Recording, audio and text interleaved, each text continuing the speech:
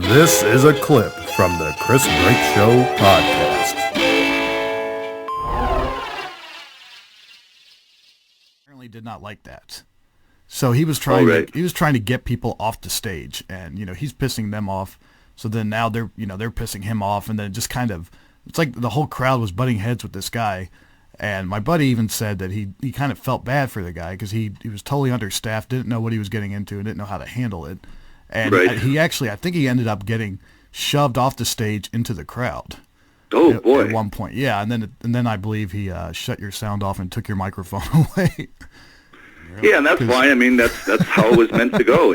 I'm not there to fight with him, and I'm not trying to get any of the security in trouble. That's actually the last thing I would ever want to do. They're just trying to do what they think is best. It's a very intense situation. It just really is. That's part of the. It's amazing that concerts or events like that or parties of that sort even can happen at all. I mean, it takes so much willpower on all sides just to put it together, just to literally build a stage, to produce the whole event, to get people there, and then you're really just creating a climate for chaotic possibilities of any sort to happen. So, I mean, I think of all the times when all sorts of things could have happened to me or anyone else, and I always count my blessings, always knock on wood, and just think there's got to be some guardian angels helping out with this, beings that we can't see or forces at work that are protecting all of us, because this is just, this is insane that this is getting to happen. Yeah, it is. Okay, here, like basically what you said there, here's a quote from you. I'm not trying to make people feel any one way. I'm just trying to make them feel. How did you feel, like, during something like the gathering of the Juggalos? Like, did you ever feel like you were kind of sacrificing yourself for the crowd? Like, did you, like, once you realized... that's a great... Oh, go ahead, I'm sorry. Like, once you realized that they weren't taking it positively, or maybe they were taking it positively, that's just how they showed their response. Like, but when you realized that they're not really responding in a positive manner, did you maybe kind of pull an Andy Kaufman thing and just kind of push them back? Oh, by continuing to continue. Oh, I mean, I was just going to try to keep playing the show. It's always the goal. The show must go on. There was some technical situations with that show where my keyboard didn't show up, so I didn't have my keyboard to play, which was a big part of it. But that was probably my fault. Somehow it fell through the cracks on our end, and that definitely made it a little more unusual of a show because I really didn't have anything to play. That explains so much. That does, I guess, explain sort of why I was approaching things. And also that show specifically, I had this really long intro. There was a certain version of my solo show that had a very, very, very long build-up that usually I would be playing keyboard during. So in that case, I just had to try to address the crowd. So I was very excited about that show for many, many reasons. And I think that's a really good example based on the question or the quote, especially that you brought up here about feeling. I didn't feel anything except just pure feeling. I wasn't mad. I wasn't happy. I wasn't sad. I wasn't scared. I wasn't strong feeling. I just was completely overwhelmed with pure feeling, just pure energetic sensation.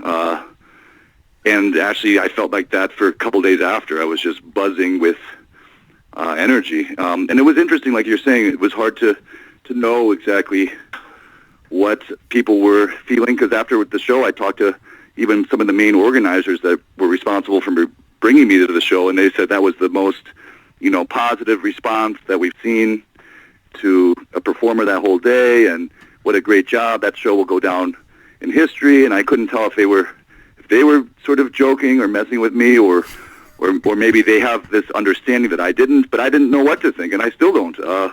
Some people I've talked to that were at the show said they'll never forget it, and in a good way, and it is what it is. I don't have any judgment other than it was one of the most intense experiences of my life, and I'm glad that I got to do it and survived. Yeah, it was great to watch. It was great to watch. Well, yeah, hopefully it was entertaining. I couldn't really tell if the crowd was angry or not. That's just a very strange crowd.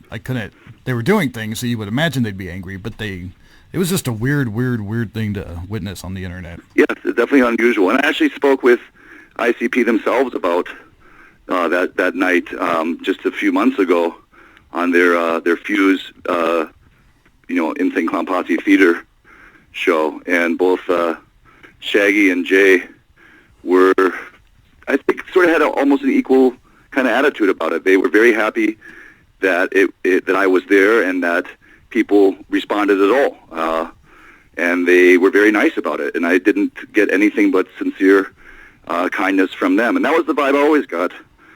In the long run, was this is just very intense, but it's not something that's trying to hurt anybody. Yeah, I think he walked away unscathed. I think that was the same show that like Tila Tequila took like a hit to the face with something. Like no, that was the next year. That was the next year. Yeah, I think that was next year. All right, I got a question. What can you just tell me a story? Because I read this thing. I can't remember. Maybe John Rapp told me, but something about you, how you like to at one point in your life follow police officers. Is that true? Well, it was just a one-time event. So you actually did that? Well, yeah, we were driving around downtown in Ann Arbor, Michigan, where I grew up. So I was, I think, about 17 years old, and I was hanging out with a friend of mine. We had just finished working at this. I worked at this parking garages around the downtown area, and we had just finished our shift, and we were driving around. I think we had just gotten a burrito at this place called Pancheros, which makes the pretty good overstuffed burritos. And we were driving. We noticed that there was a police officer driving in front of us. So we thought, we'll just turn every time he turns. And so we did that. And then we noticed he started taking very strange turns and speeding up and slowing down. And then we thought, okay, well, maybe we shouldn't do this, or we got kind of bored of it. And then the minute we passed him, he pulled up behind us with his lights on and siren, and then there was about 6 other police cars that blocked off the whole street. I guess they were anticipating some kind of real confrontation. Wow.